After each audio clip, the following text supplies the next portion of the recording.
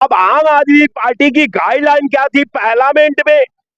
आम आदमी पार्टी का पक्ष रखने का गाइडलाइन क्या थी कि आम जनमानस के अगर मुद्दों पर बात किया जा रखा जाए, मूलभूत आवश्यकताओं की बात की जाए। और गाइडलाइन में राघव चड्ढा ने क्या त्रुटियां कर दी? राघव चड्ढा कहीं भारतीय जनता पार्टी के कूटनीति वो पार्टी भी तिलमिला जाती है और वो राजनेता भी तिलमिला जाता है कि नहीं।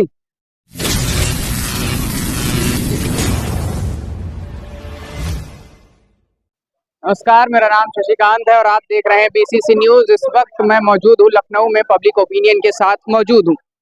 दोस्तों, हाल फिलहाल में एक टॉपिक बहुत ज्यादा ट्रेंड कर रहा है जिनका नाम है राघव चड्ढा। राघव चड्ढा तमाम उन बातों के लिए जाने जाते हैं, तमाम उन जन मुद्दों के लिए जाने जाते हैं जिसे वो सदन में उठाते हैं, चाहे वो जोमेटो का हो, चाहे आम लोगों का कोई मुद्दा हो, जिसको लेके लगातार जब कल से उनको हटाया गया तब से लगातार सोशल मीडिया पे, चाहे ट्विटर हो, एक्स हो, तमाम जगहों पे लेके उन पे सवाल हो रहे हैं और आम आदमी पार्टी पे सवाल हो रहे हैं। सर, क्या लगता है आपको, जिस तरीके से राघव चड्ढा सवाल उठाते रहते हैं, उनको हटाना कितना सही है आम आदमी पार्टी का?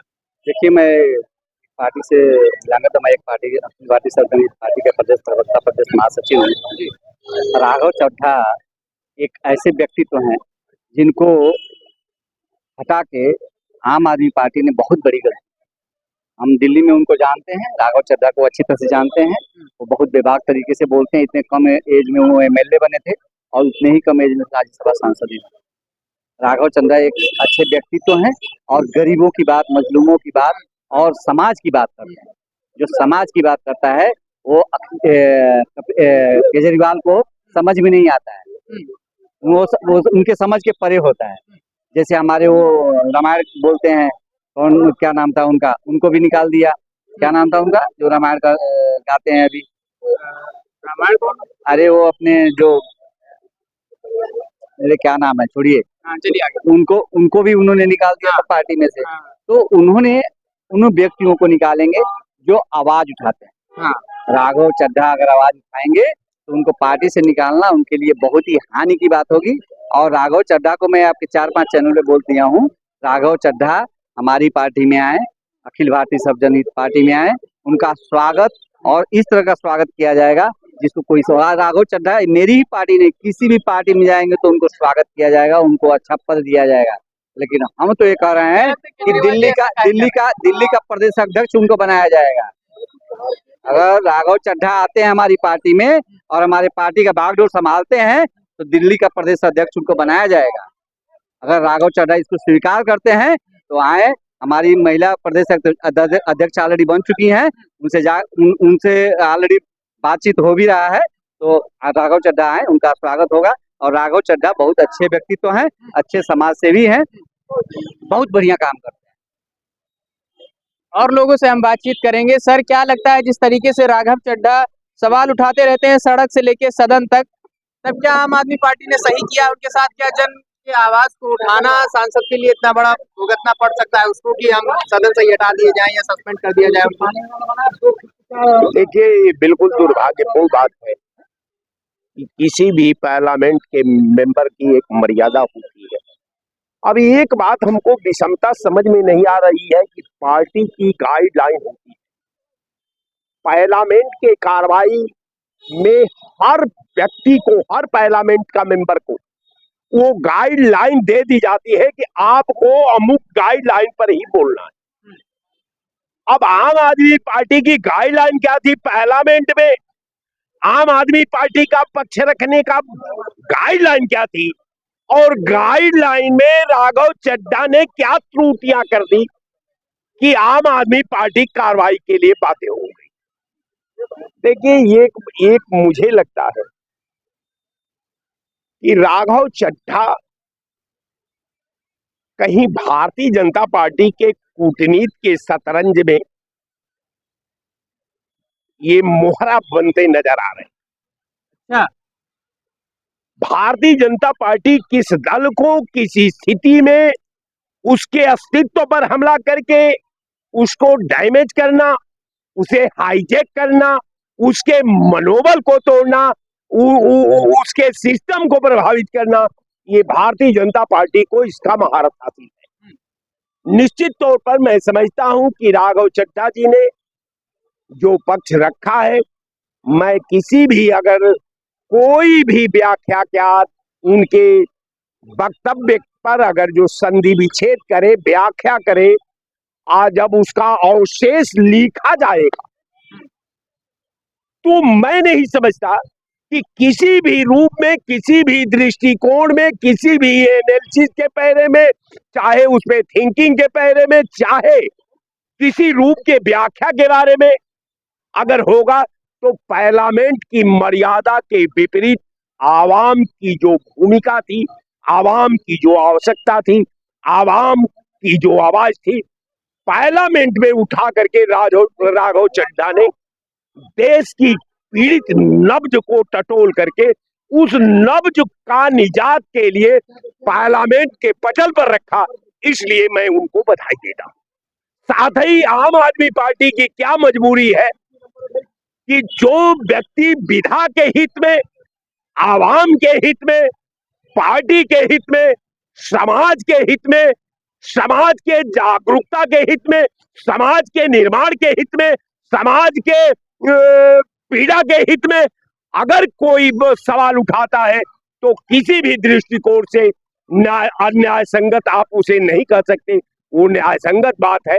आज जो राघव चड्ढा के खिलाफ जो बात हो रही है, निश्चित तौर पर मैं आम आदमी पार्टी के तमाम नेताओं से ये जरूर कहूंगा कि आपको लग रहा है कि मैं सिस्टम मेरे पास है, अब मैं उनके खिलाफ कार्रवाई कर दूंगा, उनका नुकसान कर दूंगा। नुकसान राघव चड्ढा का नहीं होना है, नुकसान तो आपका होना है।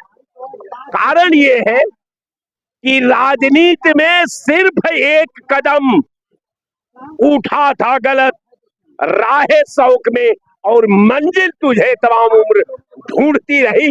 मैं निश्चित तौर पर आपसे कहूंगा कि राघव चड्ढा के कार्रवाई के बारे में आम आदमी पार्टी को पुनः मनन करना चाहिए, उस पे शोध करना चाहिए, इसलिए कि आपने उस व्यक्ति के पार्लियामेंट का जो गरिमा होती है, पार्लियामेंट के कैडर पर आपने हमला किया है, लिहाजा आपको बहुत सचेत रहने की जरूरत है।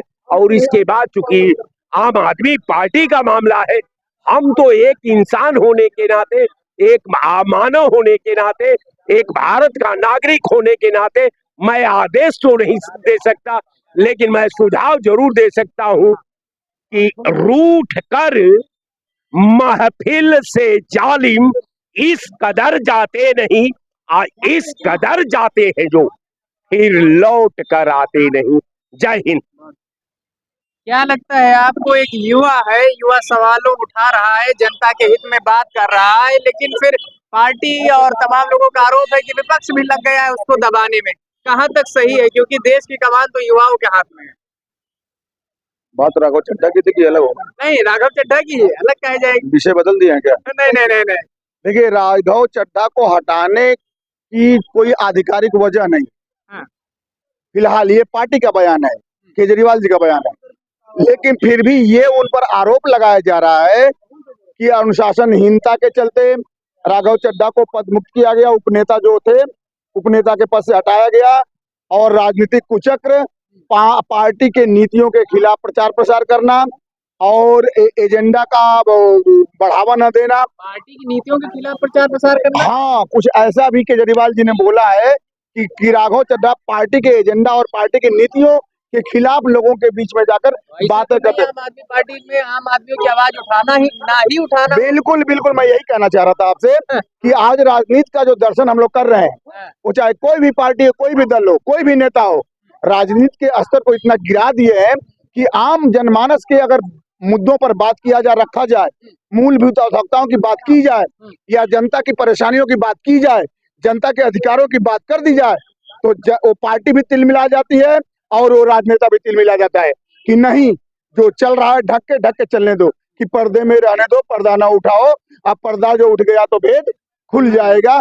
ये चल रहा है आजकल राजनीति का, ये दर्शन देखने को मिल रहा है लेकिन आपको सुचिता देखना है तो ऐसे ही नेताओं को राजनीति में आना है, जो जनता के दुख दर्द को समझे, जनता की आवाज बनकर वो विधानसभा में, संसद भवन में अपने नेता के बीच में रखे और मजबूती से रखे और उस पर अमल करवाए। ऐसी आवाज की जरूरत है। राघव चड्ढा ऐसी ही एक उभरते हुए युवा नेता जो आम जनता के, जो बिल्कुल जिनको जरूरत है, जिनकी आवाज बन के वो आगे बढ़े, पार्टी को नागवार गुजरा, मतभेद पैदा हुआ और उनको हटाना उचित समझी, उन्होंने हटाया। आम आदमी के तौर पे क्या लगता है आपको कि राघव चड्ढा के साथ सही हुआ या गलत? मैं तो बिल्कुल कहूंगा गलत हुआ। राघव चड्ढा के साथ केजरीवाल ने, केजरीवाल की पार्टी ने जो किया है, जो निर्णय लिया है, वो सरासर गलत है।